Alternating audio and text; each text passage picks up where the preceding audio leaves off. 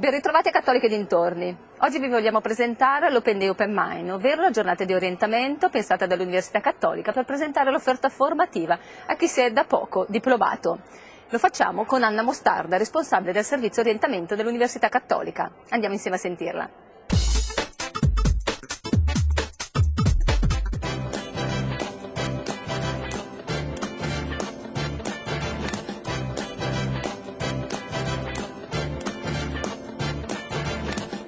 It's not unusual to be loved by anyone.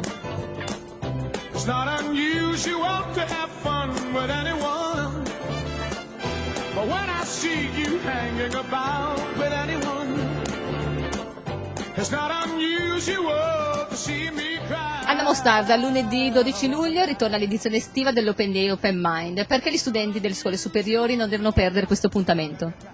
Non devono perdere questa occasione perché per loro è un'opportunità di chiarire eventuali dubbi, qualora li abbiano ancora, oppure nel caso in cui effettivamente non hanno ancora le idee chiare su che corso di laurea scegliere. Durante questa giornata hanno la possibilità di visitare il nostro Ateneo, di incontrare i nostri docenti di tutte le nostre facoltà, ricordo che sono 6 facoltà presenti nell'Ateneo di Via Trieste, incontrare i nostri tutor, quindi avere opinioni da studenti che hanno appena concluso il loro percorso formativo nella nostra università. Hanno la possibilità di ritirare la modulistica relativa all'immatricolazione, avere informazioni sulle borse di studio, che è un aspetto che pochi conoscono ma è molto importante, nel senso che già dal primo anno gli studenti possono richiedere la borsa di studio che gli copre quasi interamente il costo delle tasse.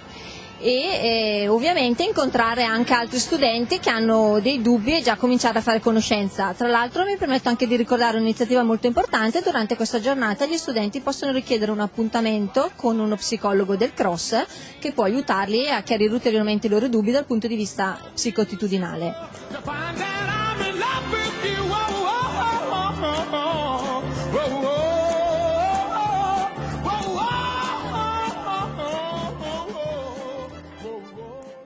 Il professor Adriano Dell'Asta, docente di lingua e letteratura russa presso l'Università Cattolica, a partire dal 2 agosto diventerà direttore dell'Istituto di Cultura Italiana a Mosca, nominato per chiara fama proprio dal Ministero degli Esteri. Ascoltiamolo in questa intervista per capire quali saranno i suoi progetti.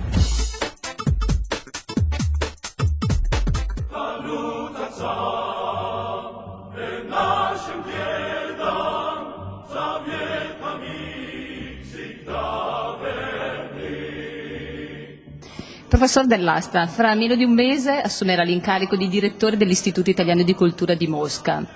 Di cosa si tratta? Ci vuol spiegare un po'? Che attività svolge? L'Istituto Italiano di Cultura svolge una serie di attività atte a promuovere la cultura italiana in Russia. Questo vuol dire dall'insegnamento della lingua all'organizzazione di eventi culturali, mostre, convegni che riguardano la cultura italiana, ma siccome è l'Istituto Italiano di Cultura e non l'Istituto di Cultura Italiana, anche tutto ciò che ha a che fare con i rapporti tra le due culture. Io vado lì in quanto non esperto di cultura italiana ma esperto di cultura russa, quindi quello che ho in mente, quello che evidentemente si ha in mente è proprio di mostrare come tra le due culture esistono dei rapporti di tradizione, di fondamenti che ne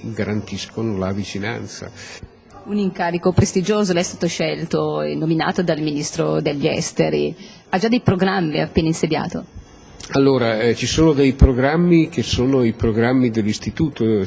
Prima di me l'Istituto funzionava molto bene e ci sono tutta una serie di grandi programmi già per il 2011, anche perché il 2011 sarà l'anno del gemellaggio culturale italo-russo e quindi ci sono tutta una serie, c'è una programmazione molto ricca di mostre, di convegni nei quali io mi inserisco da questo punto di vista felicemente, perché è stato molto preparato prima di me. Io dovrò farlo funzionare bene e dovrò inserire le cose che vengono dalla mia specificità.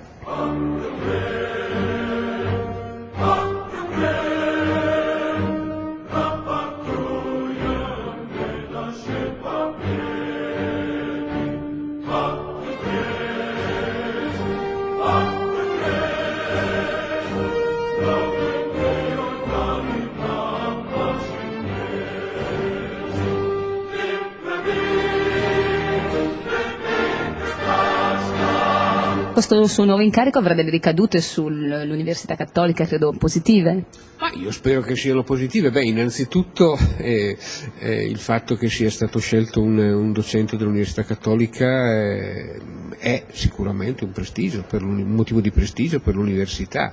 Credo anche, spero che possa portare delle ricadute con la collaborazione dei miei colleghi, che a qualcuno di loro venga in mente qualche bella idea da poter realizzare nel campo del teatro, nel campo del cinema, che sono tematiche che per il 2011 si preparano e che sono molto amate. Il nostro cinema è amatissimo ovviamente in Russia. Spero che tutte queste cose possano produrre frutti.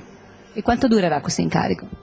L'incarico dura 2 anni rinnovabili per altri 2, senza rinunciare ovviamente alle mie radici italiane, ma davvero per me è sempre stato questo, l'incontro con la tradizione russa, è sempre stato il ritrovare sotto forma diversa quello che mi affascinava nella formazione che avevo avuto qui, quindi è proprio un andare a casa. Il nostro viaggio alla scoperta delle lauree magistrali proposte dall'Università Cattolica approda alla Facoltà di Scienze della Formazione con la laurea magistrale in progettazione pedagogica e formazione delle risorse umane. Andiamo insieme a conoscerla.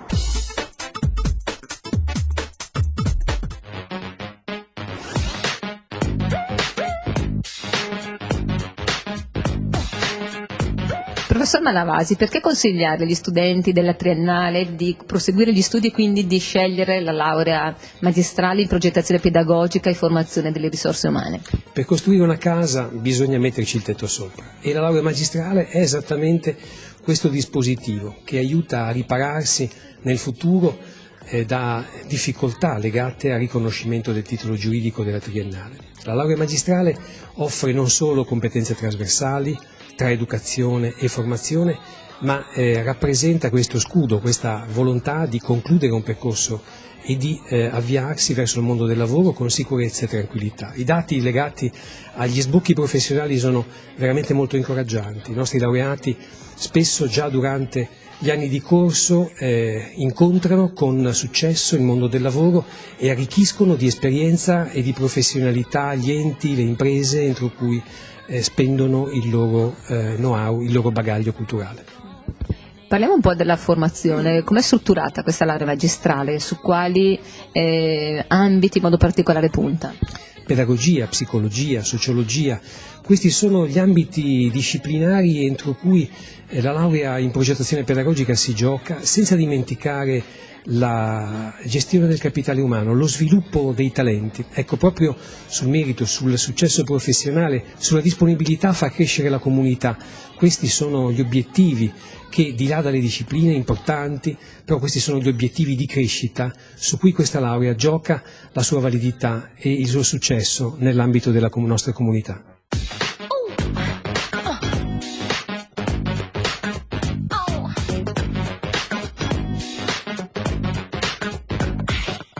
Eleonora, tu stai concludendo la laurea magistrale proposta dalla Facoltà di Scienze della Formazione.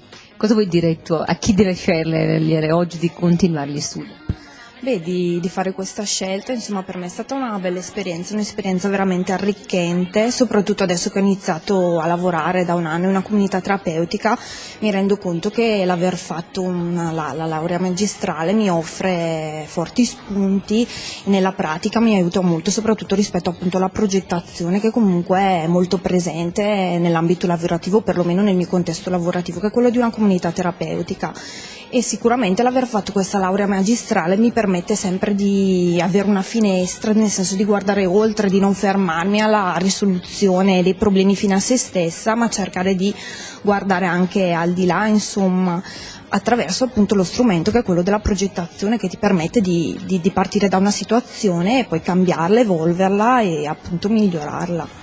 Quindi tu stai già lavorando, anche se non è ancora concluso il tuo percorso di studi? Sì, ho fatto il tirocinio in questa comunità e stavano cercando un educatore, per cui mi hanno chiesto di fermarmi e mi hanno assunto.